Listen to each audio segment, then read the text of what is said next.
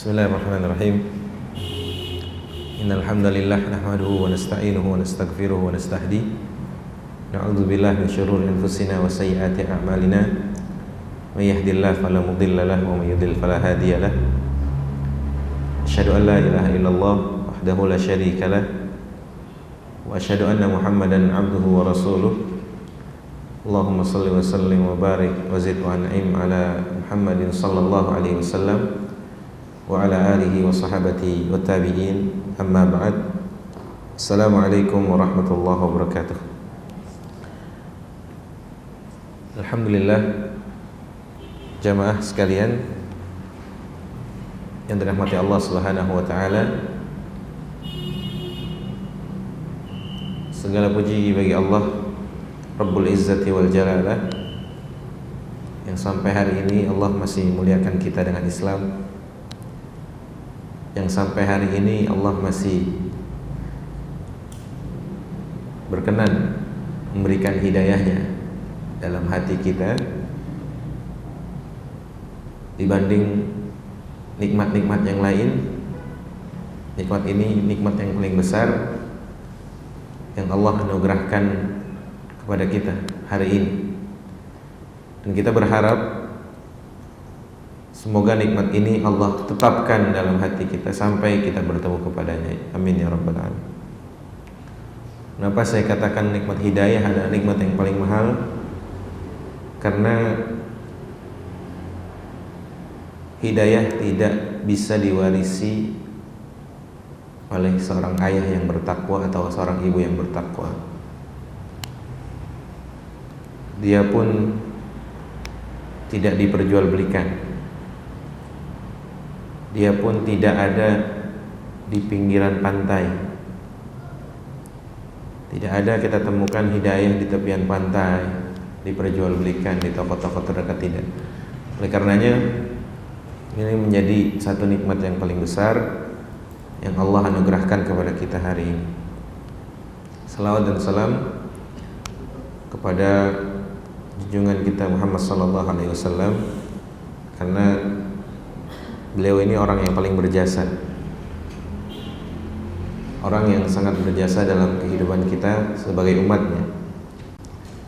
Bagaimana tidak, beliau telah membuka, telah mengajari, telah membimbing para sahabat, sehingga para sahabat mengajarkan para tabi'in, para tabi'in mengajarkan murid-muridnya, tabi'ut tabi'in, sampai hari ini kita. Maka orang yang paling berjasa dalam mengenalkan kita kepada Allah adalah Rasulullah sallallahu alaihi wasallam. Kalau bukan karena jasa beliau, kita nggak tahu cara menyembah Allah yang benar. Kalau bukan karena jasa beliau, kita nggak tahu zat Allah yang seperti apa. Sangat sulit bagi kita untuk memahami Al-Quran begitu saja, apalagi kita orang Indonesia. Quran itu bahasa Arab. Dalam bahasa Arab itu ada perkataan yang sifatnya am, ada perkataan yang sifatnya khas, ada bentuk umum, ada bentuk khusus. Nah, ini dijelaskan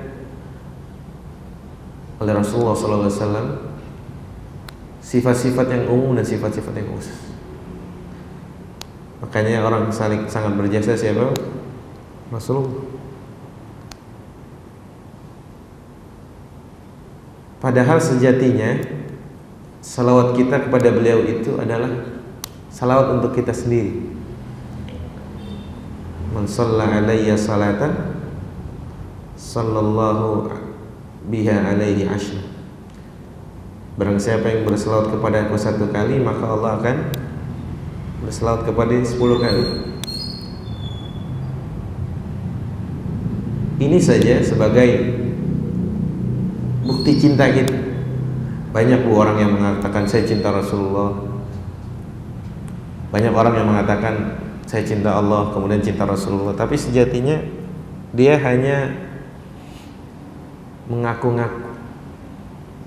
al-iddia', bahasa Arab. Iddia'uhum. Ini hanya pengakuan-pengakuan mereka tanpa bukti. Yang membedakan orang yang mengaku cinta dengan orang yang benar-benar cinta adalah pengamalan. Sampai ada perkataan, ya man yadda'i mahabbatahu aina anta min sunnatihi. Wahai engkau orang-orang yang mengaku cinta Rasulullah, aina anta min sunnati.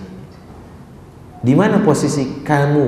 Di mana posisi kalian dengan sunnah beliau? Apakah dekat? Apakah jauh? Maka kalau kita cinta, maka buktikan kecintaan kita untuk mengikuti beliau. Shalawatullah alaihi wasallamuhu. Bapak Ibu dirahmati Allah Subhanahu wa taala. Kalau melihat yang ada di masjid ini, guru-guru besar semua. Penceramahnya maksudnya. Guru-guru besar, doktor, dakatirah, wa majasitir, bahasa Arabnya para doktor-doktor dan para magister-magister. Maka saya ini sempat bingung sebenarnya berada di tengah-tengah masjid, berada di masjid yang para pematerinya dakatirah, doktor, doktor. Padahal saya sih masih mahasiswa lah ya, dikatakan. Kebetulan libur aja. Kebetulan libur, diminta untuk berbagi ilmunya dan sharing ilmunya ya sebisa saya. Maka maafkan nanti kalau banyak salahnya ya. Jangan, wah ini Ustaz, bukan Ustaz, mahasiswa. Ini orang ngajarinnya apa ini? Kayaknya kalau ada kesalahan ditegur. Maka saya berada di atas sini pun sebenarnya berat. Duduk di tengah-tengah ada lebih tinggi daripada jamaah sekalian. Ala kulli hal, saya tidak menggarami lautan. Salah kalau saya menggarami lautan. Karena saya dengar-dengar jamaah kajian Majelis Ta'lim Al-Hujjah ini hadis Arba'in Nawawiyahnya sudah hafal ya. Hadis Arba'in Nawawiyah yang segini karangan Imam Nawawi itu Masya Allah sudah dibahas habis. Maka kita berbagi ilmu sedikit, sharing apa yang kiranya bermanfaat untuk kehidupan kita di dunia dan akhirat. Bapak Ibu yang dirahmati Allah Subhanahu wa taala,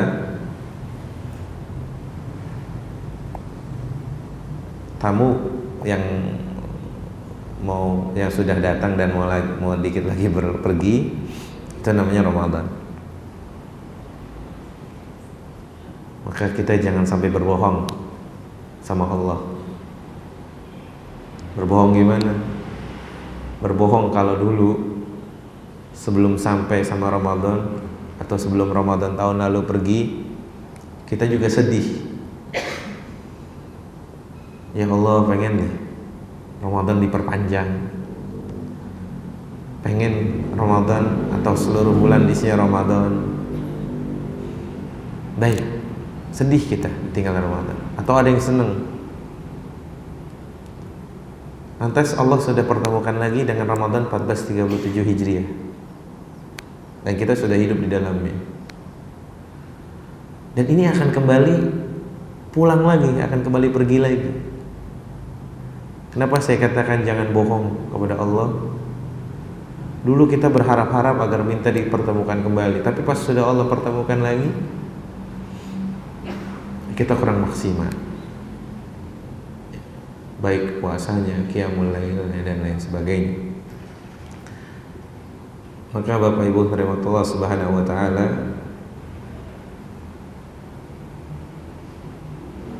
masih ada waktu sebenarnya. Masih ada waktu untuk berbenah, untuk sama-sama kita tanyakan diri kita, sedihkah sih Sebenarnya kita sedih gak sih kalau ditinggal Ramadan? Ya, jangan cuma kalau Bapak Ibu punya media sosial, misalkan Bapak Ibu tulis di media sosial Bapak Ibu sekalian, ya Allah, Ramadan bentar lagi pergi, misalkan Ramadan bentar lagi meninggalkan kita, ya Allah baliklah Ramadan tahun depan, sampaikan kita ke Ramadan tahun depan. Itu hanya normatif saja. Semua orang bisa ngomong kayak gitu. Tapi yang berbeda adalah tatkala kita benar-benar tanpa harus orang lain tahu kalau kita sedih ketinggalan Ramadan atau pengen ditinggal Ramadan, cukup kita membuktikannya dengan memaksimalkan ibadah selama Ramadan. Bapak Ibu setiap tahun atau dari awal Ramadan sudah hafal kajian Ramadan itu pasti ini yang disampaikan, pasti itu, pasti. Mungkin kita untuk mengulang saja, karena kalau untuk dapat ilmu baru kayaknya Bapak Ibu sudah hafal ayatnya, ya kan? Surat Al-Baqarah ayat berapa? 183 itu udah hafal. Sampai waktu saya pernah sholat di satu masjid yang ada tausiah Ramadan ya, sebelum sholat raweh, seorang ustadz menyebutkan ayat itu. Lantas ada anak kecil bilang, ini lagi ayatnya. Saking sudah hafal itu anak, ya, saking sudah hafalnya dengan ayat diwajibkannya puasa Ramadan. Begitupun dengan hadisnya, man qama Ramadan aw man shoma Ramadan imanan wa ihtisaban ghufira lahu ma taqaddama min dzambi dan lain sebagainya. Tapi kita untuk mengulang lagi, untuk mengisi ulang lagi.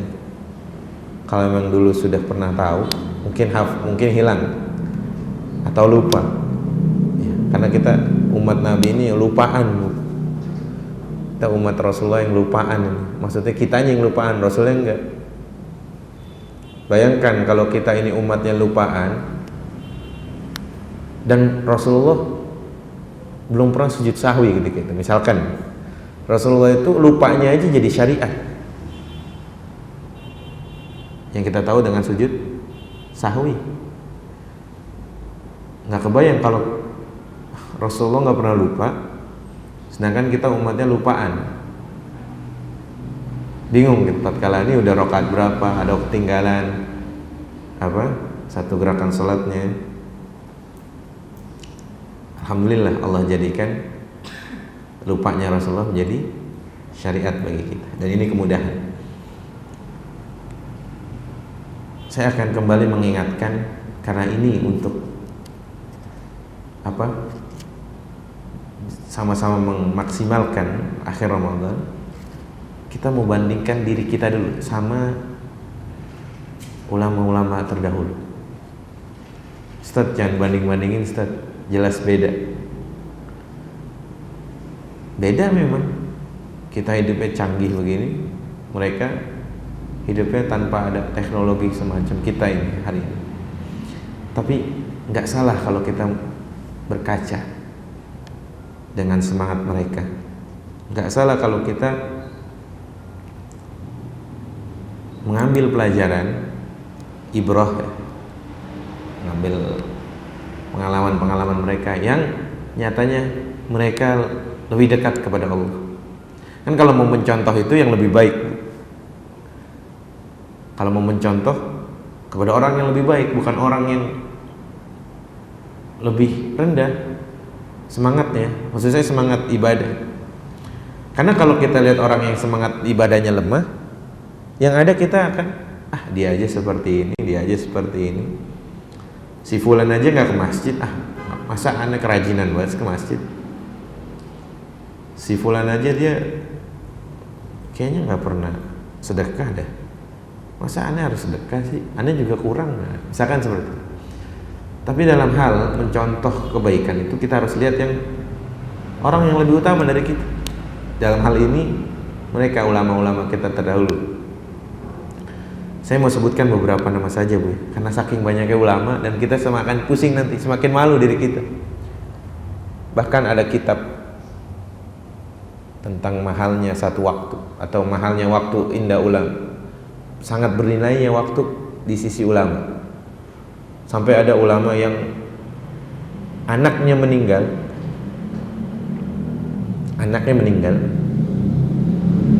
itu pengurusan jenazahnya diserahkan kepada temannya atau saudaranya yang lain, karena dia takut ketinggalan satu hadis atau satu kajian yang diadakan atau yang diajarkan oleh gurunya. Sampai segitunya mereka. Anaknya benar meninggal. Ada lagi seorang ulama, tatkala orang mau ngajak dia ngobrol, dia bilang, ente boleh ngobrol sama ana, tapi amsiki syams, tahan matahari supaya dia nggak cepat waktunya bergulir. Emang bisa nahan matahari? Nggak bisa. Tapi dia mau katakan, dia mau berpesan kepada kita semua, mahal waktu itu, mahal sekali kalau kita gunakan kepada hal yang sejatinya nggak bernilai. Kitabnya namanya Qimatuz Zaman Indal Ulama, karangan Syekh Abdul Fattah Abu Ghuddah. Sudah diterjemahkan kayaknya, sudah diterjemahkan ke dalam bahasa Indonesia. Baik, nama yang pertama yang ibu pasti kenal, pasti kenal. Kalau belum kenal, terkenalan pulang dari sini. Nama beliau Malik bin Anas, Al-Imam Malik bin Anas. Jangan terbalik Bu, ada Anas bin Malik, ini sahabat Rasulullah. Ada Malik bin Anas, ini pentolan ulama jagoannya Madinah. Sampai beliau dijuluki Imam Darul Hijrah, Imam Daril Hijrah. Darul Hijrah kan negeri tempat hijrah. Apa? Madinah. Nah, Imam Darul Hijrah, Imam Malik ini selama Ramadan, ya, semangat Imam Malik ini untuk mengisi Ramadan, beliau sampai meninggalkan seluruh pelajaran hadisnya, kemudian terfokus pada Quran saja. Karena ulama bilang, Al-Imam Az-Zuhri bilang, syahrul Ramadan itu syahrul Quran wa it'amut ta'am. Bulan Ramadan itu bulannya Quran dan ngasih makan. Makanya banyak ulama ketika Ramadan dia punya beberapa majelis, ya. Imam Malik punya majelis hadis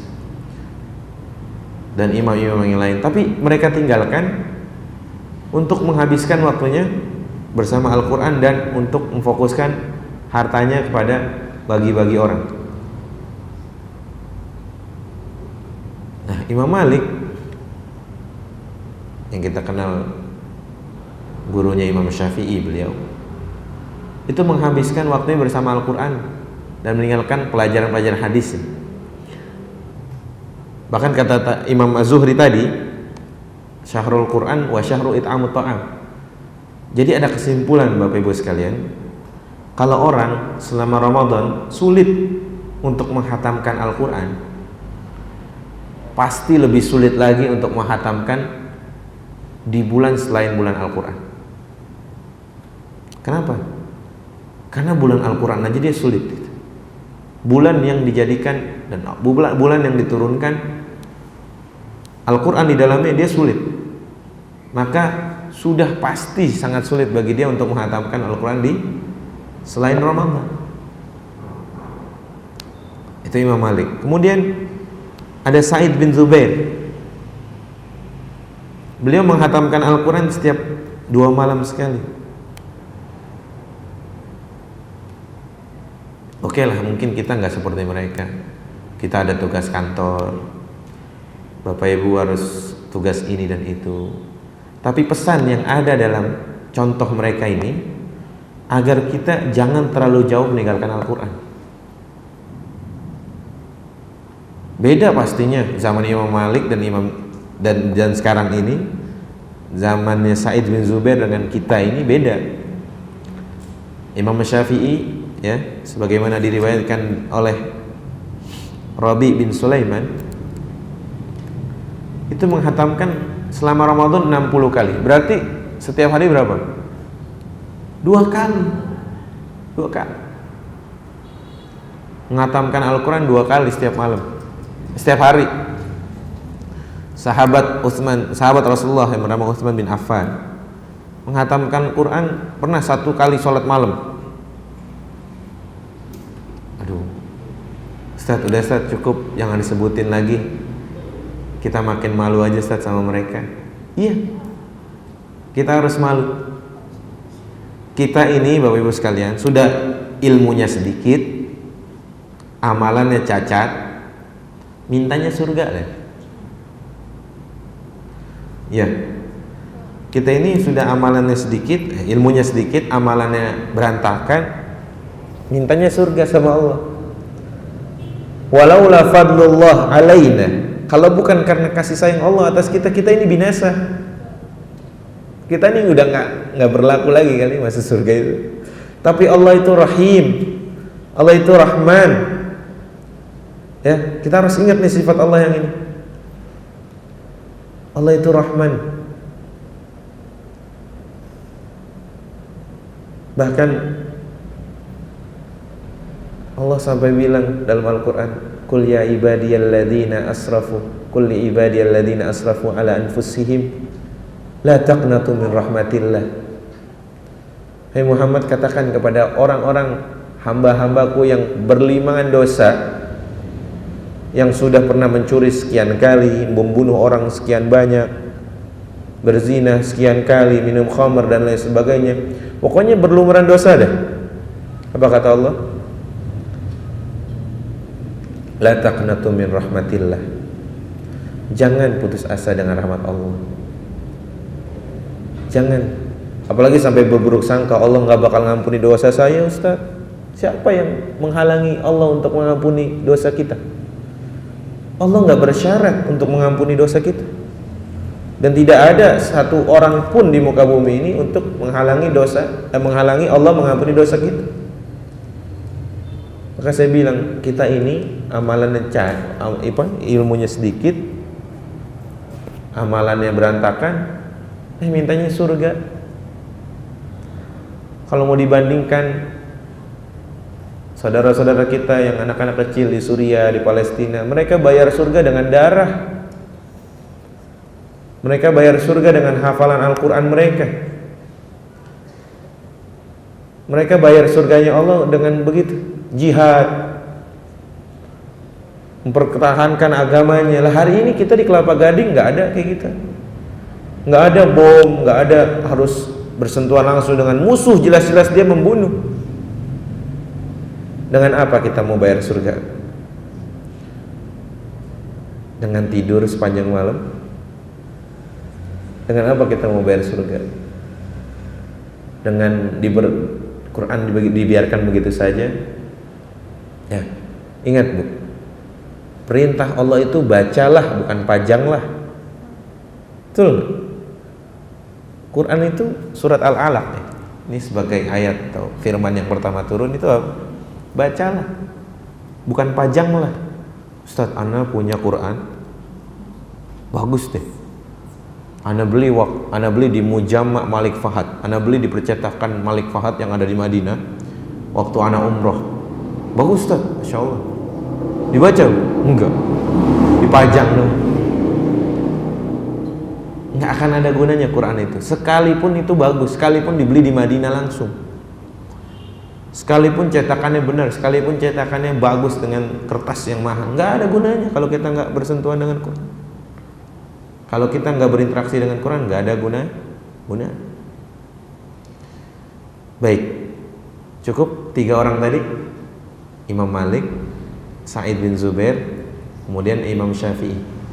Cukup apa belum? Mau disebutkan lagi contoh-contoh yang menghabiskan Ramadannya dengan sungguh-sungguh. Terakhir, Imam Bukhari. Ibu kenal? Kenal gak? Hadis riwayat Bukhari, kenal? Siapa nama aslinya, Bu? Siapa? Nama aslinya Muhammad Abu Abdullah Muhammad bin Ismail. Kunyahnya, julukannya Abu Abdullah. Anaknya namanya Abdul. Imam Bukhari ini, beliau jasanya pun sama kita. Sama, maksudnya sama dalam Islam ini, sama besarnya. Dan terkesan kalau disebutkan nama Bukhari dan Muslim, seakan ada haibah, ada wibawa tersendiri dalam hati kita. Betul, Bu ya? Ibu kalau misalkan lihat hadis atau dengar hadis riwayat Bukhari, apa yang terdetik dalam pikiran ibu? Hadisnya sahih? Sahih. Bapak kalau dengar hadis riwayat Muslim, apa yang terdetik? Hadis ini sahih. Sampai segitunya Allah jadikan nama seorang Imam Bukhari ada di dalam hati kita. Seakan kalau disebut Bukhari udah sahih aja udah hadisnya. Betul kan? Wibawanya besar sekali. Masya Allah. Nah, Imam Bukhari menghatamkan Al-Quran setiap 3 hari sekali. 3 hari sekali hatam Quran. Ya, Imam Bukhari setiap 3 hari hatam Al-Quran di bulan Ramadan. Sebenarnya menghatamkan Al-Quran itu selama 3 hari itu makruh hukumnya. Tapi ada pengecualian, ada istisna, ada pengecualian. Di bulan Ramadan dibolehkan, gitu. Makruh hukumnya. Kenapa? Karena terkesan buru-buru, tanpa mentadaburi, ya kan? Tanpa melihat maknanya. Bahkan kan para sahabat, ya, sahabat Rasulullah SAW ridwanullah alaihim, mereka tidak akan melewati 10 ayat kecuali benar-benar dibaca, ditadaburi, difahami, diamalkan. Mereka nggak melewati 10 ayat itu karena benar-benar semangat beliau, ya, semangat beliau itu, para sahabat Rasulullah, untuk hidupnya sama Al-Quran. Karena hidup bersama Al-Quran itu akan tenang, apalagi bisa mengamalkannya di kehidupan sehari-hari. Al-Quran melarang gibah, kita jangan gibah. Al-Quran melarang bentak orang tua, kita jangan bentak orang tua. Al-Quran melarang ini dan memerintahkan itu. Al-Quran melarang ini dan memerintahkan itu. Selagi kita ikut koridor Al-Quran, tenang hidup. Karena itu buku panduan buat kita, ya. Bahasanya buku panduan. Bapak Ibu kalau beli motor atau mobil baru, dikasih buku panduan? Kasih. Pasti disuruh baca dengan seksama. Bacalah buku panduan dengan seksama. Karena yang tahu persis keadaan motor, mesinnya itu yang bikinnya, ya, pabriknya tahu. Makanya kita dikasih buku panduan. Nih buku panduannya, supaya nggak terjadi macam-macam tatkala kita bawa motor atau bawa mobil. Apalagi Allah yang detail menciptakan kita, ya. Allah kasih buku panduannya yaitu Al-Quran. Ya, ayahsabul insanu an yutraka suda. Apakah mereka manusia mengira mereka diciptakan begitu saja, ditinggalkan begitu saja? Diciptakan udah begitu saja? Enggak, Bu. Salah satu nikmat adalah diutusnya Rasulullah SAW. Itu nikmat bagi kita. Rasulullah diutus untuk mengajarkan ini dan itu, melarang ini dan itu. Baik, cukup ya 3 imam ini. Ustaz, jangan disebutin semuanya, nanti kita makin malu sama mereka. Baik, boleh jadi kita nggak seperti mereka, tapi minimal sekali kita cintai mereka, Bu. Karena Imam Syafi'i bilang, saya ini bukan orang alim. Ini Imam Syafi'i yang bilang, Kenal Imam Syafi'i, Bu? Nama aslinya siapa? Siapa? Muhammad bin Idris. Syafi'i ini, Asy-Syafi'i itu sejatinya kalau nggak salah kakeknya keempat kalau nggak salah. Ya, Imam Syafi'i bilang saya ini bukan orang alim. Sekelas Imam Syafi'i bilang dia bukan orang alim. Padahal Imam Syafi'i itu kalau lagi baca kitab yang sebelahnya lagi dibaca, sebelahnya lagi nggak ditutup, dia keburu hafal yang sebelahnya. Perjalanan dari Mekah ke Madinah untuk berguru sama Imam Malik, hafal kitab Muwatta'nya, kitab Muwatta' Imam Malik. Dia bilang saya bukan alim, tapi saya cinta sama orang alim, dengan harapan saya dapat syafaat mereka nanti di yaumul kiamat. Boleh jadi kita nggak seperti Imam Bukhari gitu, Bu, ya, tapi kita kenal, kita cinta mereka. Kita nih nggak bersyukur. Kenapa? Karena ulama-ulama terdahulu itu sudah benar-benar berjuang membawa agama ini. Kita nggak kenal sama mereka.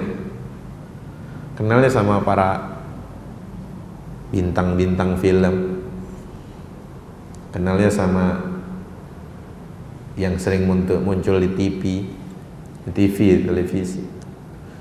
Bagi anak muda mungkin yang laki-laki senangnya sama pemain bola. Padahal mereka apalagi kafir, mereka nggak bisa ngasih syafaat.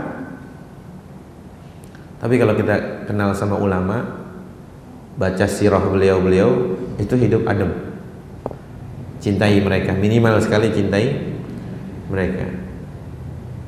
Baik, Bapak Ibu yang dirahmati Allah Subhanahu wa taala, masih ada waktu untuk sama-sama berbenah. Karena kalau bisa jadi kita menyambutnya dengan buruk, masa sih kita melepasnya Ramadan dengan buruk juga? Ya. Karena al-a'mal bil khawatim.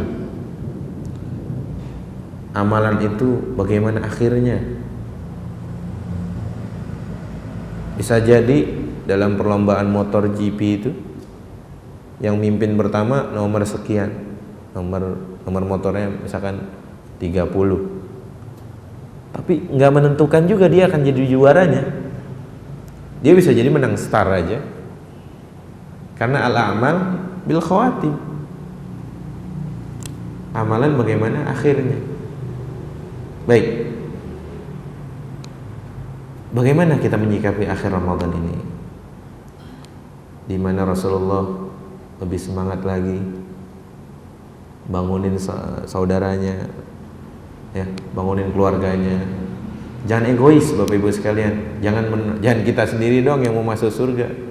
Rasulullah aja bangunin ayqadha ahlahu, bangunin istri-istri beliau. Jangan kita dong biarin dia tidur aja, biarin saya yang rajin, biarin saya yang baca Quran malam. Enggak. Atau bahkan ketika kita doa malam-malam itu, jangan cuma buat diri kita sendiri doang. Egois sekali kita itu. Berdoa untuk kita aja, ya Allah, semoga saya terus disebut. Saya. Orang lain jarang disebut. Padahal kata Rasulullah SAW, barang siapa yang berdoa mendoakan saudaranya dan saudaranya nggak tahu, maka Allah akan mengutus malaikat bilang amin. Betul? Bilang amin. Nggak cukup amin, walaka bimithlin, kata malaikat itu, dan bagimu sesuai apa yang engkau doakan kepada saudara. Kita ini egois, kadang kita aja berdoa untuk kita, yang penting saya selamat ya Rabb, yang penting saya ini dan itu, yang lain mah terserah. Itu egoisnya kita, lupa. Padahal ini hadisnya agung sekali. Mendoakan saudara, kita didoakan malaikat dengan setimpal apa yang kita doakan buat saudara kita. Baik, untuk mengisi Ramadan akhir-akhir ini, saya berpesan untuk diri saya sendiri dan ibu-ibu sekalian dan bapak-bapak sekalian, untuk selalu melazimkan istighfar. Melazimkan istighfar. Apa sih artinya istighfar itu? Istighfar itu asal katanya ghafara, mengampuni. Tapi ini haknya siapa? Allah. Kemudian kemasukan 3 huruf, alif, sin, ta. Ya, alif, sin, ta.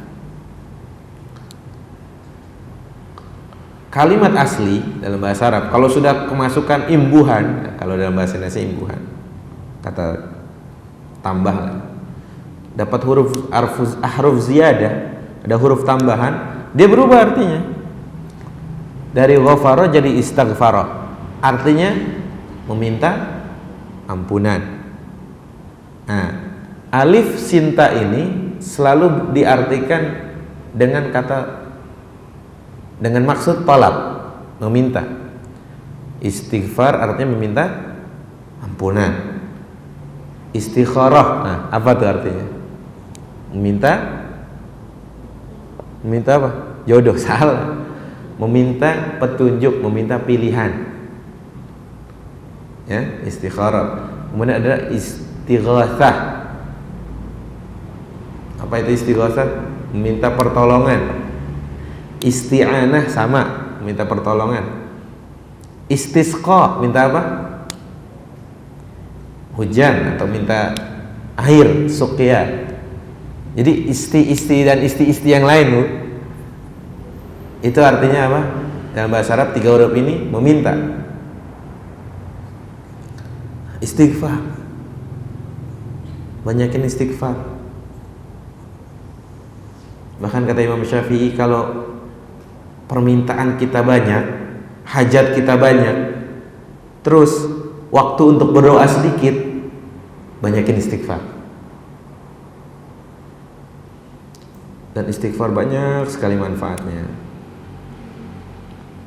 Syekh Muhammad bin Muhammad Al-Mukhtar Asy-Syanqiti, beliau salah satu pengajar di Masjid Nabawi, orang Mauritania, Syanqit. Dan beliau ditanya, ya Syekh, bagaimana sikap kita untuk menghadapi Ramadan? Musim ketaatan, musim seminya orang beriman. Apa sikap kita? Apa beliau pesan? Banyakin istighfar. Lazimkan istighfar. Kenapa? Karena dosa itu menghalangi seseorang dari amal soleh.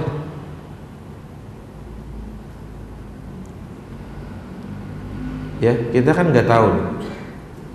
Bapak Ibu rajin bangun malam, bangun terus di sepertiga malam terakhir sebelum subuh, munajat, kemudian nangis-nangis di depan Allah, berdoa dengan Allah, minta ampun. Satu waktu, 1 minggu full, Bapak Ibu bangunnya pas azan subuh. Nah, itu bisa jadi dosa siang kita yang menghalangi bangun malamnya. Maka istighfar banyakin Bapak Ibu sekalian. Saya akan mengulang lagi lah kisah Imam Ahmad. Imam Ahmad ya. Kenapa saya ulang ini? Karena Masya Allah kisah ini menakjubkan sekali. Seorang Imam Ahmad pernah berpergian ya. Kemudian di satu masjid, beliau setelah sholat karena merasa ngantuk tidur. Diusir sama marbotnya, jangan tidur di sini. Mungkin kalau zaman sekarang ada tulisan yang dilarang tidur di masjid gitu. Masjid bukan tempat tidur. Ya, Imam Ahmad keluarlah di pinggir gitu, di serambinya. Diusir juga sama marbotnya. Padahal Imam Ahmad Bu, siapa? Imam Ahmad kenal kan nih? Siapa nama lengkapnya Imam Ahmad? Imam Ahmad bin Hambal, yang punya mazhab Hambali. Mazhab ini banyak tersebar di Timur Tengah, khususnya Saudi Arabia. Bapak Ibu yang pernah umroh, pernah sholat mayit kan? Setelah sholat ya, setelah sholat di Masjid Nabawi, setelah sholat fardu 5 waktu itu ada as-salatu alal amwat, nanti yang muazzinnya bilang gitu, as-salatu alal amwat yarhamukumullah gitu ya. Kalau orang Indonesia kebanyakan kan 4 kali takbir kemudian salam. Orang kita kebanyakan salamnya 2 kali, assalamualaikum, assalamualaikum. Tapi kalau di sana yang diberlakukan 1 kali salam. Itu pendapat mazhab Hambali. Makanya dipakai di sana seperti itu. Baik, singkat cerita, Imam Ahmad bin Hambal diusir juga dari samping, dari teras. Nggak jauh dari rumah dari masjid itu ada rumah tukang roti, tukang pembuat roti. Karena merasa kasihan, ini orang siapa?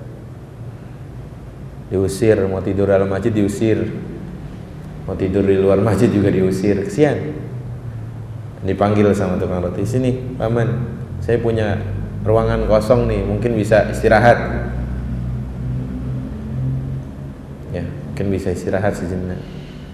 Pas Imam Ahmad mau istirahat, kaget dia ngelihat tukang roti istighfar terus. Ngambil roti, ngambil tepung istighfar. Buat adonan istighfar. Kemudian bentuk rotinya istighfar lagi. Sampai ditanya sama Imam Ahmad, wahai paman, apa sih faidahnya istighfar kamu itu? Kamu tadi istighfar, ini istighfar, apa ini? Apa lantas dijawab sama tukang roti, alhamdulillah ya, wallahi saya selama saya kata tukang roti, selama saya lazimkan istighfar, doa saya cepat diijabah sama Allah. Tapi cuma 1 yang belum diijabah sama Allah. Saya pengen ketemu Imam Ahmad, padahal Imam Ahmadnya ada di depan situ. Masya Allah, jauh-jauh Imam Ahmad pergi cuma buat ketemu, cuma Allah gerakan untuk ketemu tukang roti. Nah, Imam Ahmad itu terkenal, namanya doang tapi nggak terkenal wajahnya. Beda sama orang yang katanya ustadz hari ini, terkenal masuk televisi, pindah sana pindah sini, kemudian sampai tersangkut kasus lagi, ya Allah, Allah musta'an. Ya. Ulama kita terdahulu itu terkenal nama besarnya, tapi orangnya nggak terkenal, mukanya, karena nggak punya Facebook gitu dan lain sebagainya, nggak sempat update status dan lain. Mereka nulis saja, berkarya aja isinya. Itu salah satu faedah istighfar. Allah mudahkan doanya, Allah mudahkan permintaannya, Allah cepat kabulkan doa mereka. Bapak Ibu sekalian, rahmat Allah Subhanahu wa taala. Kita ini kan minta terus sama Allah. Kemudian kalimat minta itu seluruhnya dalam perkataan atau dalam bentuk fi'il amr. Sighah atau bentuk dalam doa-doa kita tuh selalu dengan fi'il amr. Apa artinya fi'il amr? Kalimat perintah. Contoh, Rabbana ghfir. Rabbana ghfir. Itu, ya Allah, ya Tuhan kami, ampunilah. Merintah enggak? Minta. Allahumma rzuqna, ya Allah, rizkikanlah, anugerahkanlah. Perintah enggak? Perintah. Ya Rabb yassir, Allahumma yassir wa la tu'assir, ya Allah mudahkanlah dan jangan dipersulit. Itu banyak nyuruh gitu. Ya, memang seluruh doa itu dalam sighah bentuk fi'il amr. Tapi Allah itu senang kalau kita minta terus sama Allah. Bahkan Allah akan marah tatkala kita sudah tak lagi minta dengan Allah. Kenapa? Karena kalau sudah nggak minta sama Allah, pasti minta sama yang lain. Ya, pasti minta sama yang lain. Padahal Allah itu maha kaya, Bapak Ibu sekalian. Bahkan dalam hadis qudsi Allah bilang, ya ibadi, wahai hambaku. Nih Bapak, ini Ibu-ibu kajian Al-Hujah mungkin sudah hafal ini. Hadis ke-24, hadis arba'in. Ya ibadi, law anna awwalakum wa akhirakum wa insakum wa jinnakum. Wahai hambaku sekalian, jika manusia pertama sampai manusia terakhir dan jin pertama sampai jin nanti terakhir, qamu fi sa'idin wahidin, berada di satu lapangan yang luas, fasa'aluni, masing-masing minta. Yang satu minta istri soleha, yang satu minta mobil, yang satu minta rumah, yang satu minta pekerjaan yang baik, semuanya minta.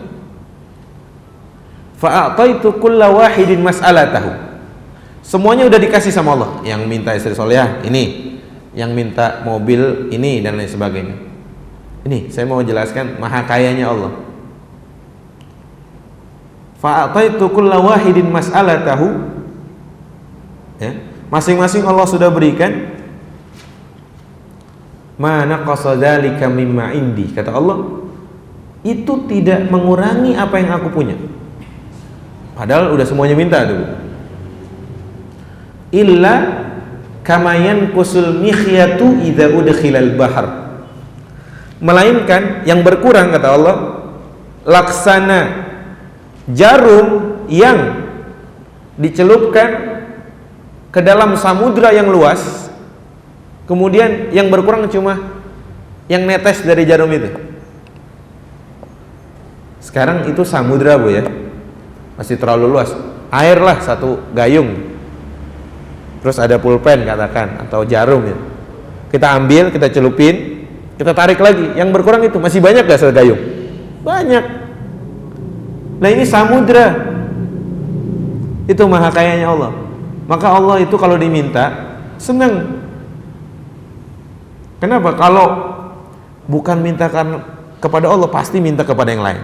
Pasti ini. Minta sama siapa? Pohon. Pohon dimintain. Minta sama tembok. Minta sama pagar. Pokoknya minta kepada selain Allah lah. Ya, Allah akan marah. Yang tadi pertama apa, Bu? Perbanyak apa? Istighfar. Banyakin istighfar. Bapak Ibu bisa melakukan istighfar kapanpun. Sebagaimana tukang roti tadi. Bapak yang di kantor, pulang dari kantor, bisa bawa motor dengan istighfar, sambil istighfar. Bahkan di salah satu kampus, saya sempat belajar di situ, cuma 1 semester, kemudian saya dipindahkan. Nama kampusnya kampus Lipia, mungkin ada yang kenal Lipia, di Pejaten Village depannya sana, Jakarta Selatan. Itu di kampus itu ada kamar mandi. Kamar mandi depannya tulisannya apa? Imla daqaiqa intizarika bidzikrillah. Ada lagi bil istighfar. Isilah waktu menunggumu dengan istighfar. Atau dengan zikrillah, dengan zikir Allah, kepada Allah. Nah, ibu pun di rumah sama. Masak sambil ngiris bawang, itu bisa gak istighfar? Bisa. Maka banyakin istighfar. Perbanyak, ulang lagi istighfar. Dan istighfar itu salah satu sifat orang mukmin. Wabil ashari hum yastaghfirun. Dan di waktu sahur mereka senantiasa beristighfar.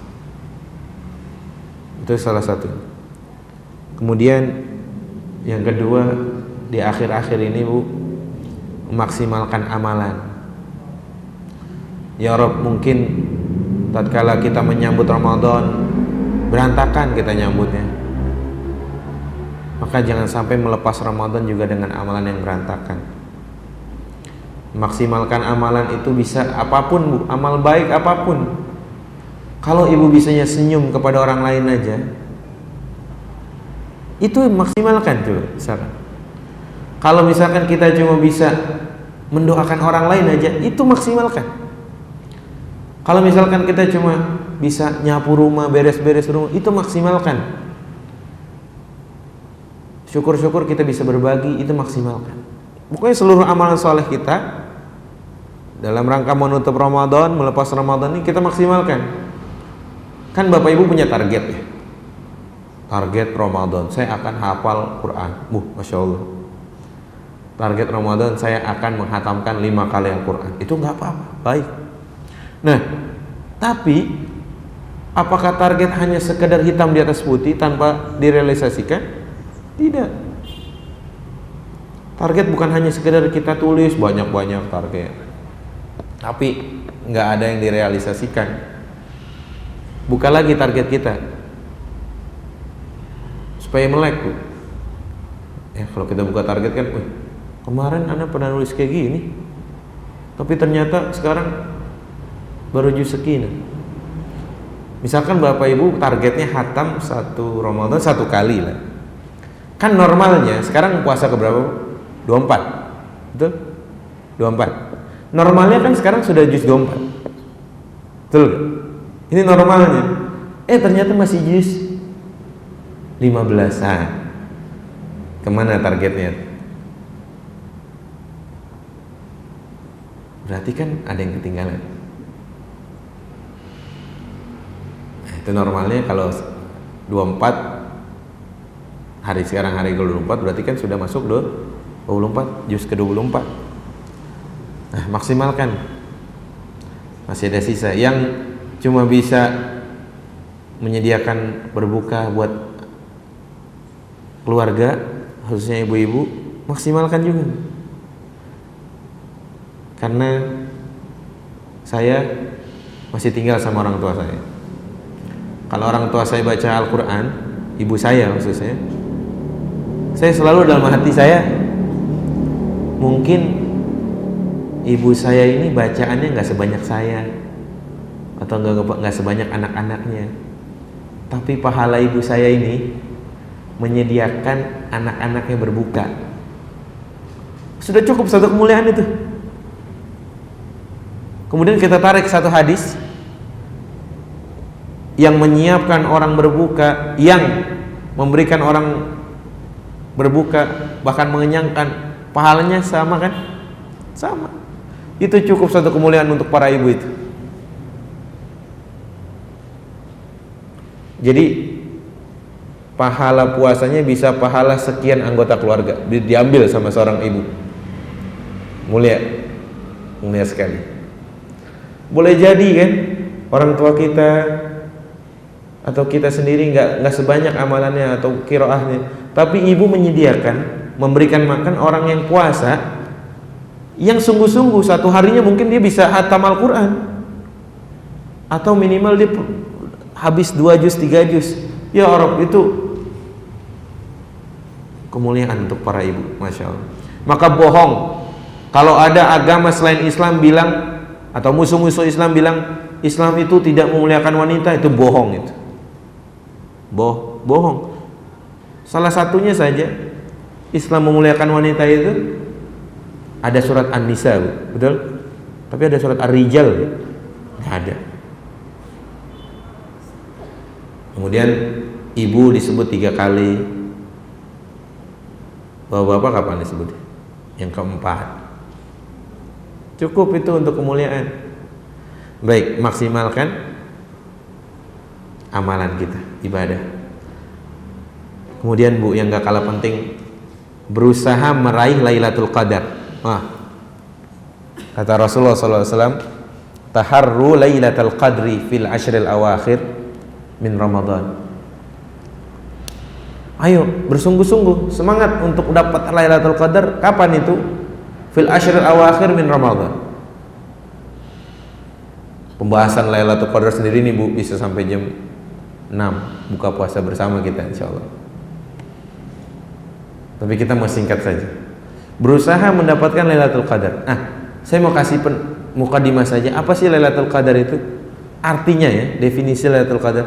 Pertama, ada 3 pendapat Bu. Ada yang bilang Lailatul Qadar itu, Al-Qadru di sini artinya Al-Azamah,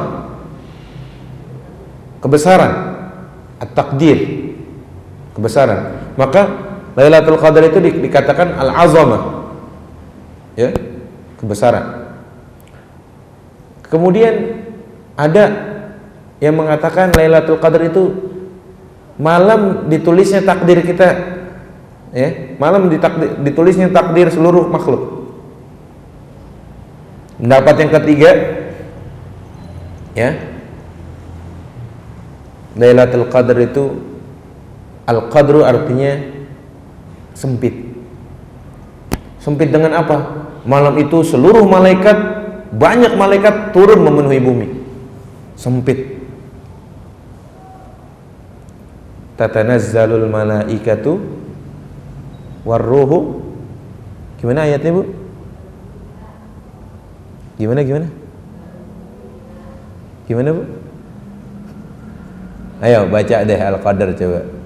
Inna anzalnahu fi lailatul qadr wa ma adraka ma lailatul qadr. Lailatul qadri khairum min alfi syahr. Tanazzalul malaikatu warruhu fiha biizni rabbihim min kulli amr. Salamun hiya hatta matla'il fajr. Malaikat dan ruh turun. Ruh di sini bisa dikatakan Ruhul Qudus. Siapa Ruhul Qudus? Siapa? Jibril. Ruhul Qudus kita beda sama Ruhul Qudusnya orang samping, tetangga. Jibril turun, malaikat berbondong-bondong sehingga malam itu sempit, ya, dengan dipenuhi malaikat. Kemudian lebih baik dari 1000 bulan. Nah, Imam Qatadah ini ahli tafsir, ya. Imam Qatadah, kemudian Imam Mujahid dan ulama yang lainnya menyebut lebih baik dari 1000 bulan itu, maksudnya beribadah kita lebih baik dari 1000 bulan yang gak ada Lailatul Qadarnya. Ini menurut pendapat beliau. Ada pendapat lagi yang lain menyatakan lebih baik dari 1000 bulan itu, ya, bulan itu ada kira-kira 84 tahun sekian bulan gitu kan. Ala kulli hal, malam ini malam yang agung. Jadi kita buru-buru, ya. Emang ada yang ini apa? Umurnya sampai 84 tahun sekian bulan. Sedikit, Bu, umur kita kata Rasulullah itu ma baina sittin wa sab'in, antara 60 sampai 70, kesononya dikit bonus. Jadi kalau yang hari ini sudah, kalau kita mau ngikutin Rasul yang meninggalnya, Rasul meninggal umur berapa? 63 tahun. Berarti kalau yang malam ini sudah 62 tahun 11 bulan 29 hari. Nah, siap-siap, karena kalau mau ngikutin Rasul 63 tahun. Kemudian berburu Lailatul Qadar. Banyak pendapat. Ada yang menyebutkan di malam ganjil, dan ini paling kuat pendapatnya. Kemudian ada yang menyebutkan pendapat nggak mesti di malam ganjil, ya kan? Intinya kita penuhi, kita isi di 10 hari terakhir ini untuk mendapatkan Lailatul Qadar, bukan untuk mencari tanda-tandanya. Nih, kita itu diperintah sama Rasulullah taharru, berburu, semangat, ayo dapatkan Lailatul Qadar, bukan dapatkan atau sibuk mencari tanda-tandanya. Wah, ini pagi adem banget kayaknya, mataharinya nggak terlalu mengkilau, nggak terlalu bersinar panas, terus adem. Jangan-jangan nih Lailatul Qadar. Kita disibukkan cari tanda-tandanya, bukan menyibukkan diri dengan amalan. Kita nggak sadar kalau selama ini malah tanda-tandanya aja. Bahkan nanya sama temennya, malam berasa gak sih gitu, hari ini kayaknya adem gitu, terus nggak ada panas, nggak terlalu terik, udara segar. Ya, ibu lagi di puncak gitu ya, ya segar gitu. Jadi jangan disibukkan dengan cari tanda-tandanya, cari berburu amalannya di dalamnya. Kemudian perbanyak doa. Doa apa untuk mendapatkan Lailatul Qadar itu? Doa yang diajarkan Rasulullah. Allahumma innaka afuwun tuhibbul afwa fa'fu anni. Ini doa awalannya itu mengagungkan Allah. Ini salah satu adab berdoa itu. Sebelum kita minta banyak, kita mengagungkan Allah dulu. Jangan-jangan langsung to the point aja. Ya Allah kayak gini, ya Allah pengen ini. Ya kan kita ada adabnya juga. Mau minta sama orang tua, ya ada adabnya juga. Mama baik deh. Bapak kok hari ini kelihatannya lebih ganteng. Bisa aja ente kan gitu. Ada mujamalah, ada puji Allah dulu gitu. Nah, depannya ini Allahumma innaka afu. Kita mengakui, kita menyatakan Allah itu afu, punya sifat pemaaf. Innaka afu. Padahal kalau kita nggak puji juga Allah, bukan berarti nggak kurang maafnya, gitu ya. Meskipun Allah kita nggak puji, Allah juga nggak berkurang kekuasaannya. Bahkan di hadis qudsi yang tadi Bu, sebelum yang tadi, itu Allah menyatakan apa? Seandainya seluruh manusia, jin pertama dan terakhir, manusia pertama dan terakhir berubah jadi satu orang yang paling bertakwa, itu nggak akan menambah kekuasaan Allah. Pun juga sebaliknya. Ya, Allahumma innaka afu tuhibbul afwa fa'fu anni. Banyakin doa ini. Di sujud nggak apa-apa, waktu sujud, ya.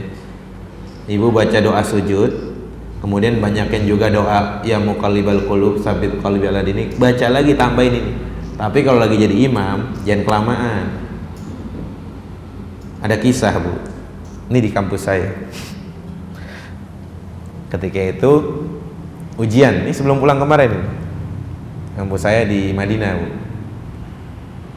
Lagi ujian pagi-pagi, qadarullah saya terlambat karena speakernya nggak nyampe ke asrama saya. Saya datang-datang udah bubar. Wah, berarti jamaah pertama udah bubar. Baik, saya sholat dengan jamaah yang kedua. Nih, jangan lama-lama kalau jadi imam. Jamaah kedua, yang imamnya orang Afrika, Masya Allah. Dia baca surat Al-Haqqah. Panjang nggak? Panjang. Bacaannya pelan, suaranya enak, tapi pelan banget gitu. Bacaannya saking pelan-pelan. Udah gitu di akhir-akhir dia salah, terbalik-balik ayatnya. Sampai orang-orang yang jamaah pertama bilang teriak-teriak gini ya, udah selesai gitu. Saking lamanya ini orang. Kemudian sampingnya lagi ada orang, dia mungkin udah puncak kedongkolannya, puncak ketidaksabarannya. Dia keluar dari barisan, dia teriak, ya Syekh, ishhada, irka, kata dia. Hei, ini apaan ini? Dia batalin sholat, loncat. Kemudian dia bilang, ini apaan, model apaan? Ruku ente, gitu kan? Seketika itu imam ruku, sebelah saya ada 5 orang bubar dari barisan. Imam ruku masuk lagi. Ini kejadian, ya Rob, saya bilang, bahkan terjadi sampai zaman Rasulullah. Mu'adz bin Jabal pernah ditegur. Kata Rasulullah, afatanun anta ya Mu'adz, ente mau bikin fitnah di tengah manusia. Kalau sholat sendiri boleh lama, kalau sholat lagi jamaah jangan lama-lama. Karena kenapa? Ada anak kecil, ada anak orang dewasa yang mungkin udah gak kuat lagi berdiri ruku, atau ada orang yang punya hajat, punya kebutuhan, punya kepentingan. Contoh, saya dijanjikan sama bos, ente sholat zuhur 20 menit, lewat dari 20 menit aneh gak batalin gajian. Loh, imamnya kelamaan, pikirannya udah kemana Bu? Ke gaji. Makanya ibu nggak apa-apa baca itu doa itu. Kalau ibu baca doa sendirian silakan panjangin, nggak apa-apa. Karena posisi keadaan yang paling dekat kita tatkala kita sujud bersama, dekat dengan Allah itu tatkala kita sujud. Baik. Kemudian saya terakhir sebagai penutup, karena ini ada tanya jawab ya katanya. Saya akan sampaikan pesan Ramadan. Nah, pesan Ramadan buat kita. Apa pesan Ramadan? Saya mau pesan, Ramadan akan meninggalkan kita. Ramadan juga berpesan. Pesan yang pertama, Allah yang kita sembah, seakan Ramadan bilang ke kita, Ramadan Allah yang kalian sembah selain bulan Ramadan, Allah yang kalian sembah selama bulan Ramadan itu juga sama dengan Allah yang kalian sembah di selain Ramadan. Jadi intinya jangan orang dekat sama Allah ketika Ramadan saja, tapi kita doakan orang-orang yang dekat Allah ketika Ramadan semoga istiqomah sampai akhir hayat. Jadi pesan Ramadan pertama apa? Allah yang kalian sembah selama Ramadan sama dengan Allah yang di selain Ramadan, di luar Ramadan. Baik, kemudian pesan yang kedua, setelah aku pergi nanti, kata Ramadan, setelah aku pergi nanti, jangan lupa ya, jangan tinggalkan puasa. Karena ada puasa-puasa sunnah setelah itu. Ada puasa Syawal langsung 6 hari ini. Ada puasa sunnah Senin Kamis, ada puasa Arafah, puasa-puasa lainnya. Puasa Ayyamul Bid setiap 3 hari. Ya, jangan tinggalkan puasa. Karena kalian sudah dilatih puasa Ramadan, jangan tinggalkan puasa setelah Ramadan. Kemudian pesan Ramadan lagi, jika nanti aku pergi, jangan biarkan Quran kamu kembali berdebu. Tadi perintahnya apa, Bu? Allah merintahkan kita bacalah, bukan pajanglah. Pesan Ramadan apa? Jangan biarkan Al-Quran berdebu lagi sepeninggalanku nanti. Kemudian pesan yang selanjutnya kata Ramadan, jangan tinggalkan sholat malam.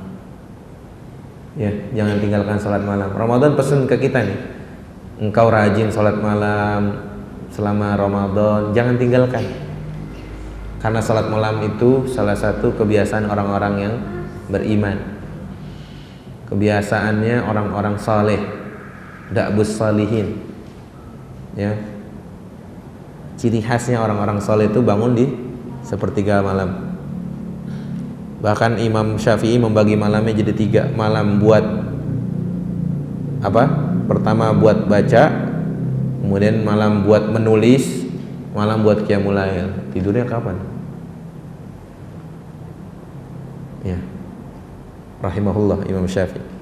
Kemudian pesan selanjutnya kepada kita, Ramadan bilang jangan tinggalkan amalan yang sudah kita tanam selama Ramadan. Apa amalannya? Bersedekah, memberikan makan.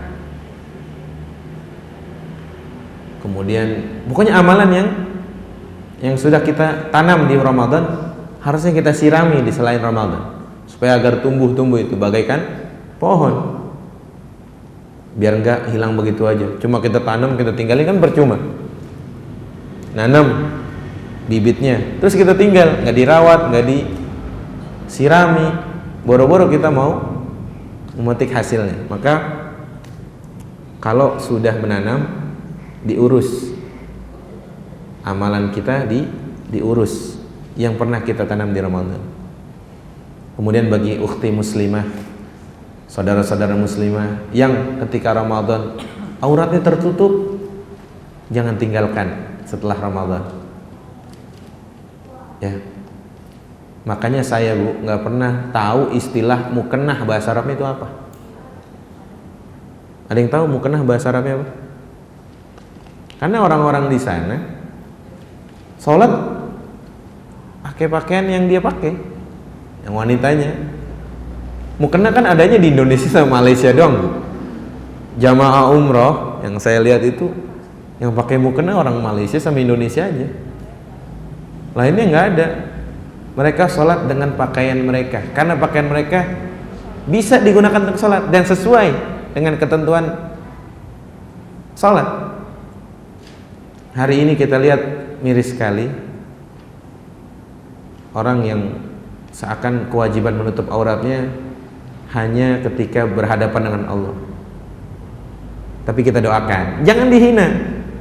Proses itu lama. butuh perjuangan mereka meninggalkan pakaian-pakaian gitu. Ya, jangan mentang-mentang kita jilbabnya udah bagus, syukur-syukur udah pakai niqab, sudah pakai cadar, kita lihat pandangan sinis ke saudari kita yang belum pakai itu. Jangan. Kita nggak tahu hasil akhirnya siapa yang akan lebih baik. Itu orang auratnya dibuka begitu. Jangan. Bahkan ada gerakan bagus sekali, gerakan wanita Indonesia bercadar. Mereka ini sering bagi-bagi jilbab di Car Free Day. Ini dakwah yang hikmah sekali. Daripada harus menghina, mendingan dia ada. Jadi dia bikin seperti ada apa? Silakan yang sudah pakai jilbab silakan sini. Coba deh pakai cadar. Nanti kelihatannya kok pas ya. Ya udah itu buat kamu aja. Atau yang masih belum pakai jilbab sama sekali, ini ada kerudung gratis. Coba pakai jilbab. Kok lebih cantik ya? Itu daripada kita sibuk tuh orang nggak pakai jilbab, untuk matinya gimana? Ya jangan ngurusin kayak gitu. Matinya kita nggak tahu. Jadi dia yang lebih baik. Maka umur dakwah itu lebih lama, lebih panjang dari umur kita. Bisa jadi hari ini 1-2 kali kita kasih tahu dia nggak mau dengerin. Tapi siapa tahu setelah kita meninggal dia berubah dan pahala kita ngasih tahu dia yang tetap ngalir ke kita. Passive income, mau Bu? Tiduran di kuburan tapi masuk amal. Itu pesan Ramadan bagi muslimah, jangan tinggalkan lagi jilbab yang telah menutup auratmu selama Ramadan. Kemudian pesan Ramadan, jadilah generasi Rabbani. Maaf, saya bukan iklan salah satu ini. Saya bilang Rabbani itu artinya yang terus istiqomah, stabil, imannya stabil. Rabbani, bukan generasi Ramadhani. Generasi Ramadhani itu dia cuma Ramadan aja solehnya. Tapi enggak, generasi Rabbani mau Ramadan, setelah Ramadan iman, istiqomah, stabil. Kun Rabbaniyan wala takun Ramadhaniyan. Jadilah generasi Rabbani, bukan generasi Ramadhani. Kemudian khawatir Bu, jika amal kita enggak diterima. Khawatir, terus takut. Karena Allah menerima hambanya yang bertakwa saja. Innama yataqabbalullahu minal muttaqin. Allah menerima amalan dari orang-orang bertakwa. Hati-hati. Para salaf, ulama terdahulu itu, setelah mereka meminta agar disampaikan Ramadan itu 6 bulan sebelum Ramadan. Kemudian setelah Ramadan 6 bulan lagi mereka berdoa agar amalannya diterima. Kita kan enggak. Ramadan kemarin tahunya pas iklan sirup udah pada muncul. Wah, ini dekat lagi Ramadan. Atau sidang isbat di TV, berarti besok puasa. Setelah Ramadan begitu aja. Khawatir amalan kita nggak diterima. Kemudian saya kasih contoh Fadalah bin Ubaid. Dia bilang diterimanya satu amalan saya lebih baik dari diterimanya satu amalan saya, dan saya tahu Allah menerima amalan saya lebih baik daripada dunia dan seisinya bagi saya. Karena bukan masalah banyaknya, tapi yang diterima sama Allah berapa. Akhirnya itu yang saya bisa sampaikan. Di sini ada pertanyaan. Pokoknya yang berat-berat saya nggak jawab ya Bu ya. Pertanyaan yang berat bukan di sini tempatnya. Bisa ditanyakan yang lebih alim. Baik. Ustaz, saya mau zakat 2,5 untuk kakak laki-laki yang tidak punya pekerjaan dan tidak punya keluarga, tapi ia punya penghasilan setiap panen dari tanah pemberian orang tua. Apakah boleh? Ini berat. Saya belum bisa jawab karena masih bab sholat. Saya masih kuliah babnya bab sholat. Zakat entar-entaran Bu ya. Bisa diundang lagi ntar kalau itu. Kemudian Ustaz, apakah kalau dosa-dosa sudah diampuni, kita sudah memohon ampun, bertaubat dan tidak akan mengulangi, apakah nanti di padang mahsyar, bukan mashar, dosa-dosa kita masih akan dipertontonkan kepada khalayak ramai? Baik, saya jawab semampu saya. Saya mau bertanya dulu, apakah dosa kita dipertontonkan apa cuma buat diri kita sendiri? Dipertontonkan apa buat diri sendiri? Ayo, ini pertanyaan lagi, timbul pertanyaan di dalam pertanyaan. Ya, setahu saya, wallahu a'lam, dosa itu hanya kita dan Allah, dihadapkan kita sama Allah. Tapi malu banget pasti di depan Allah itu. Pasti malu banget. Ya. Bahkan Imam Ahmad pernah nangis dengar satu syair. Nih, mungkin Bapak Ibu pernah dengar syair Imam Ahmad. Imam Ahmad nangis dengar orang bersyair, padahal orang ini pengen minta dinilai syairnya ini gimana, bagus apa enggak. Tapi Imam Ahmad nangis pulang, enggak kuat. Apa syairnya? Idza ma qala li rabbi amastahyaita ta'sini. Apa tuh artinya tuh? Yang tahu boleh buka puasa duluan dan ngikutin waktu sono, enggak tahu di mana. Idza ma qala li rabbi, jika nanti Tuhanku itu tanya kepadaku, amastahyaita ta'sini, apa ente enggak malu bermaksiat kepadaku? Wa tukhfi dzanba an khalqi wa bil isyani ta'tini. Engkau menyembunyikan maksiat dariku, dari manusia, tapi di depan aku jelas-jelas maksiat. Amastahyaita ta'sini. Tapi yang jelas dosa itu kalau diampuni ini hak Allah ya, hak Allah. Yang saya tahu sih, semoga saya salah ya, semoga saya salah. Yang saya tahu dosa itu nanti kita hanya berhadapan dengan Allah, tapi malu banget pasti di depan Allah. Pasti malu banget di depan Allah, kita malu banget di depan Allah deh pasti. Boro-boro dipertontonkan depan Allah aja sudah sangat malu. Masalah pengampunan dosa ini hak Allah, kita juga nggak tahu dosa kita sudah diampuni. Makanya dalam beribadah itu ada 3 kuncinya, Bu. Ada mahabbah, kita beribadah karena cinta Allah. Ada khauf, takut sama Allah. Ada roja, berharap sama Allah. Kenapa Allah rahasiakan amal kita diterima atau enggak? Agar kita selalu berharap sama Allah. Ya Allah, saya ini diterima apa enggak? Agar diri kita ini, jiwa kita selalu berharap sama Allah. Selalu rasa khawatir, sebagaimana ulama khawatir amalannya enggak diterima. Itu. Ya kalau dosa kita sudah diampuni sama Allah, jelas Allah kasih tahu dari sekarang, nanti takutnya kita sudah melalaikan lagi. Padahal sahabat yang lain yang sudah dijamin masuk surga itu, Umar, Abu Bakar fil jannah, Umar fil jannah. Apa mereka lantas malas-malasan? Malah mereka makin takut sama Allah, ya Rabb. Jauh sekali kita dibanding para sahabat. Baik, kiranya itu ya Bu ya. Semoga saya salah, semoga saya salah. Nanti biar Ibu tanya sama yang lain. Ustaz, kenapa orang Indonesia ketika umroh dan haji mereka senang memakai baju putih? Katanya putih menunjukkan kesucian. Ini adat, Bu. Ya. Ibu boleh juga pakai yang lain. Kalau dari travelnya putih, Ibu lain sendiri, ntar ketukar lagi. Ya. Ini orang Arab nih, jangan ditegur gitu. Padahal ini orang Indonesia, bareng nama kita. Masalah putih atau enggak, Bu, ini adat sebenarnya. Ya. Maksudnya pertanyaan ini apa nih? Kenapa orang Indonesia ketika umrah dan haji mereka senang memakai baju putih? Katanya putih menunjukkan kesucian. Pertanyaannya apa ini? Ini namanya pernyataan, bukan pertanyaan. Yang jelas itu masalah adat, Bu ya. Selagi tidak membentuk tubuh, ya insya Allah dibolehkan ya. Tapi Ibu mau pakai kayak gaya orang Arab juga nggak apa-apa, pakai hitam misalnya. Bahkan mereka orang Arab itu, pernah dosen saya di Libya, dia bilang, kalian itu enak sekali muslimahnya di sini. Kenapa? Dia bisa pakai warna selain hitam. Ya kan? Di Saudi Arabia, Bu, wanita pakai selain hitam itu aib. Padahal sih Ibunda Aisyah pernah gak pakai warna selain hitam? Pernah gak? Pakai warna merah gitu. Pernah kan? Kayak kita tuh enak banget gitu.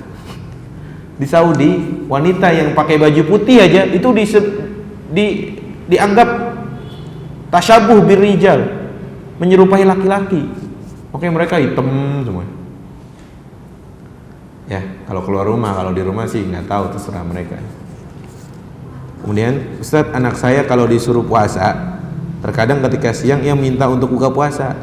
Sering ia suruh kita memilih lebih baik sholat atau puasa. Bagaimana cara mengajarinya? Puasa dan sholat itu kewajibannya beda-beda. Sholat itu kewajiban, puasa pun kewajiban. Saya mau tanya, gimana hukumnya orang yang puasa, habis sahur langsung tidur, bangun maghrib? Hukumnya apa?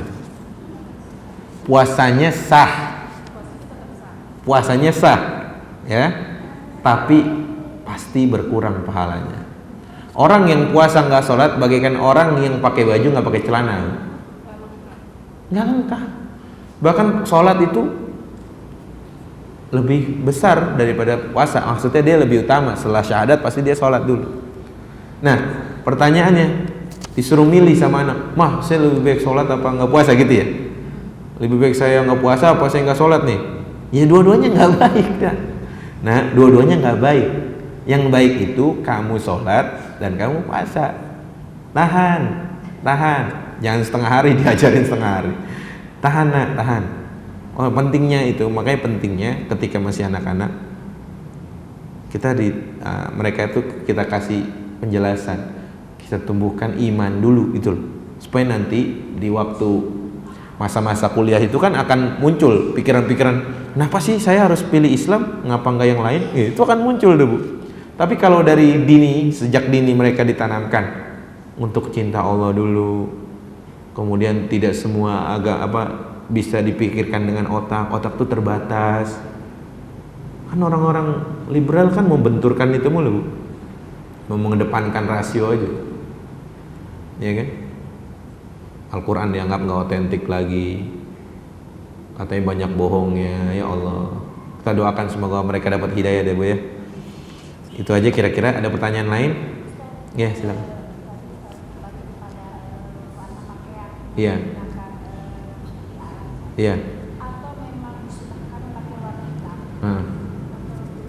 Baik. Masalah disunahkan atau enggak ya Bu ya. Saya nggak tahu warna apa yang disunahkan, gelap atau enggak. Saya belum tahu itu. Saya belum, karena kurang pikniknya saya, kurang ilmunya saya. Maka saya bilang lebih baik saya bilang nggak tahu. Tapi yang jelas bisa adat mereka ya hitam. Apa memang itu berdasarkan sunnah atau tidak saya belum tahu. Tapi yang jelas para ulama juga tidak menyalahkan orang pakai merah, ya, pakai abu-abu dan lain sebagainya. Itu Bu, bisa ditanyakan yang lebih alim insyaallah. Yang lain? Waktu saya sampai jam berapa ya? Saya takut ganggu makan siang ibu-ibu sekalian. Sampai asar? Masya Allah. Iya, silakan kalau ada pertanyaan. Intinya saya nggak mau pertanyaan itu berat-berat. Saya masih bab sholat, kitabul sholat. Setelah kitabul miyah, kitabul taharah, babul miyah, masalah air, baru sampai sholat. Nanya udah zakat. Wah Bu, jangan Bu. Saya takut berfatwa tanpa ilmu. Tanggung jawabnya besar. Ente nanti ditanya sama Allah, ente berfatwa tanpa ilmu, bohong kayak gini-gini, dosanya besar Bu. Imam Malik aja pernah didatangi satu pemuda. Pemuda itu datang dari jauh, bawa beberapa permasalahan di kampungnya, mau ditanyakan ke Imam Malik. Imam Malik cuma bisa jawab beberapa aja, padahal itu Imam Malik tuh Bu. Lantas protes, pemuda itu protes, Imam, saya ini dari jauh gitu loh, terus kamu cuma bisa jawab sekian aja. Loh, nanti saya ditanya yang lain gimana? Bilang aja Malik nggak tahu. Susah banget gitu kan. Itu saking hati-hatinya mereka, saking hati-hatinya ulama-ulama terdahulu dalam berfatwa. Daripada saya menjawab supaya ibu seneng lah, masalah bukan senang atau tidaknya, benar atau tidaknya ini. Bahkan idza wussidal amru ila ghairi fa'ilihi fantadiris sa'ah. Kalau perkara disandarkan kepada bukan ahlinya, tunggu aja kehancurannya. Nah, saya nggak mau bikin huru hara lagi di tengah-tengah ibu-ibu nanti. Baik, ada pertanyaan lagi, Bu? Saya sampai jam berapa? Jam 3. Ini sudah jam 3 ini kayaknya. Alhamdulillah, kurang 5 menit. Kemudian Bu, ya nggak kalah pentingnya, kita pelajari dulu apa namanya, nanti Idul Fitri itu sebagian ada yang sedih, sebagian ada yang gembira. Nah, kita pelajari bagaimana seharusnya seorang muslim menyikapi Idul Fitri, bukan malah dengan berboros-borosan. Memang Idul Fitri itu artinya kembali berbuka gitu, Bu. Hari raya berbuka. Id itu hari raya. Al-Fitr makan. Jadi kembali makan. Makanya dilarang puasa di hari Idul Fitri. Merasa kurang puas kali Ramadan dia puasa juga Idul Fitri, ya salah. Ya, wah, Ustaz aneh mau lebih, bismillah. Ente ajaran siapa? Ibadah itu seluruhnya at-tahrim. Aslul ibadah at-tahrim. Ibadah tuh asal muasalnya cuma diharamkan semuanya, kecuali ada dalil yang menyuruhnya. Itu ibadah. Makanya dilarang benar-benar, kalau orang membuat ibadah tuh benar-benar dilarang. Ritual-ritual yang enggak ada dasarnya itu benar-benar dilarang, karena al-aslu fil ibadati at-tahrim. Asal muasal ibadah itu semuanya pengharaman sampai ada dalil yang mewajibkan dan membolehkan. Beda sama al-aslu fil ibahat, al-aslu al-ibahah. Kalau dalam perkara makanan itu asal muasalnya dibolehkan semuanya sampai ada dalil yang mengharamkan. Ya Bu ya. Kolak boleh gak? Boleh.